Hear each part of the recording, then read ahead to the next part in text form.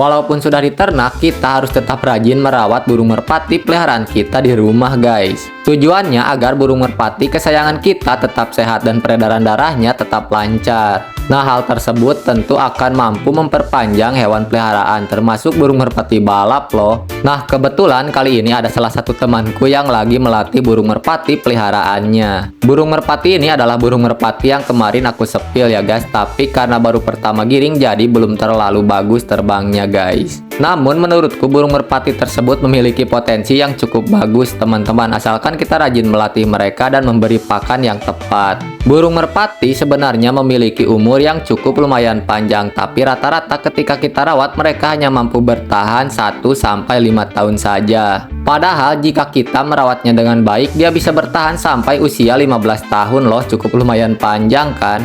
Tapi mungkin hal tersebut kita kembalikan lagi kepada faktor genetik dan lain sebagainya seperti perawatan dan hama serta penyakit. Karena hal-hal tersebut tentunya tidak mampu kita prediksi ya teman-teman, dan kita kembalikan lagi kepada sang pencipta. Namun jika kita benar-benar merawatnya dengan baik dan tentu kita juga memahami karakter burung merpati, kita pasti tentunya bakalan memiliki burung merpati yang selalu sehat kan.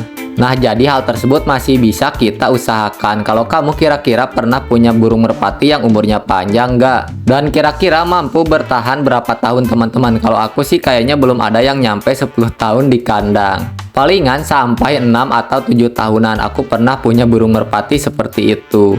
Mungkin hal tersebut juga dikarenakan aku banyak sekali kesibukan di rumah dan aku kurang fokus ketika mereka terserang wabah atau hama penyakit. Nah, sehingga antisipasi sebenarnya sangat perlu sekali jika kita menyayangi peliharaan apapun. Karena percayalah, jika kita menyayangi sesuatu seperti hewan peliharaan, mereka juga akan memberikan dampak positif pada kehidupan. Ya, lagi-lagi seperti temanku ini yang rela meluangkan waktunya untuk melatih burung merpati kesayangannya di rumah. Sebab kita memiliki ketertarikan dan hobi yang sama, jadi aku selalu welcome ya guys untuk teman-teman kita yang menyukai burung merpati. Ya, kalau dekat kita bisa ngopi bareng, kalau jauh bisa banget kita sharing di kolom komentar, karena aku juga masih tetap belajar mengenai beberapa jenis hewan peliharaan. Wah, jadi panjang banget kan cerita kita hari ini teman-teman. Mungkin kita cukupkan dulu sampai di sini. Salam hobi dan jaga selalu kesehatan ya.